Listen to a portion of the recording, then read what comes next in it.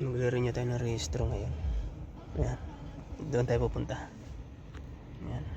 Magre-renew tayo ng estimara nito. Ating sasakyan kasi paso na daw, sabi ng amo ko. Utusan niya akong mag-renew kasi nasa Riyadh sila. So ako na lang mag-re-renew, no. Madali lang naman. Magbabayad lang tayo dyan, tapos papasok na tayo doon. Tapos iti-test nila yung sasakyan kung ano yung kailangang ayusin. Yan, parang doon din sa Pinas, parang yung ano lang, smoke test, ganyan.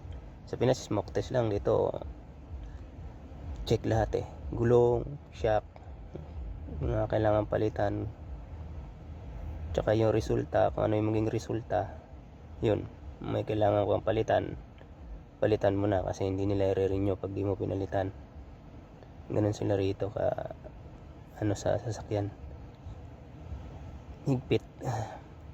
So kailangan mo na ipagawa bago siya ma-renew. Hindi katulad sa atin, smoke test pwede na, okay na. Dito hindi, smoke test lahat. Preno, ayan, check lahat yan. Pero na lang yun sa yung langis, kaya mekaniko na yan.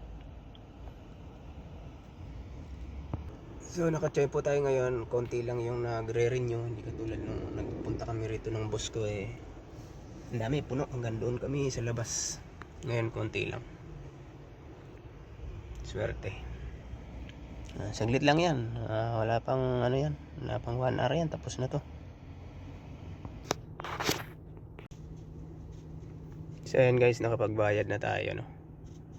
Dito na tayo for checking na. Ito yung ating resibo. So ang binayaran ko ay ayan, 115 lang. Yan sa private car. So magantay na lang tayo na ma-check yung sasakyan natin at sibat na tayo pa uwi.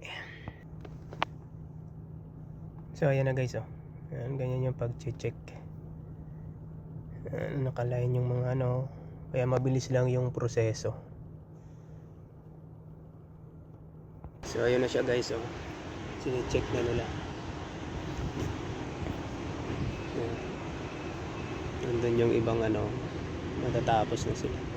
So itong first check, pangalawang check, pangatlong check, yun yung final. Tapos yung result niyan ay text na lang, may message na lang dun sa amo ko. So ang ganda ng mabilis yung process ng pag-check ng mga sasakyan. Maganda yung pag nag-renew ka ng rehistro. Talagang siya pulido. Kailangan yung sasakyan mo talaga walang sira bago nila renew.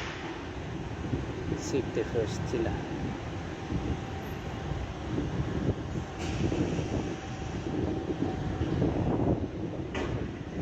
Yun yung sasakyan natin.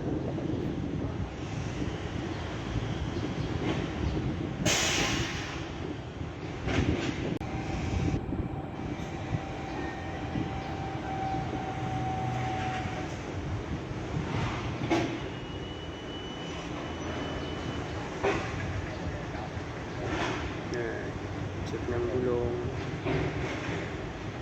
Wala naman problema yung sasakyan alaga naman yan sa maintenance.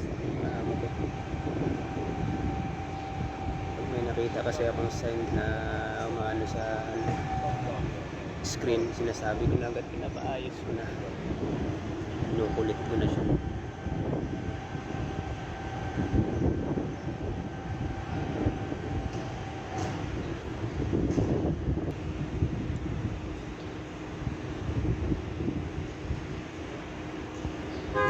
Pangalawang check, hindi ko alam kung anong ginagawa nila. Kita na doon,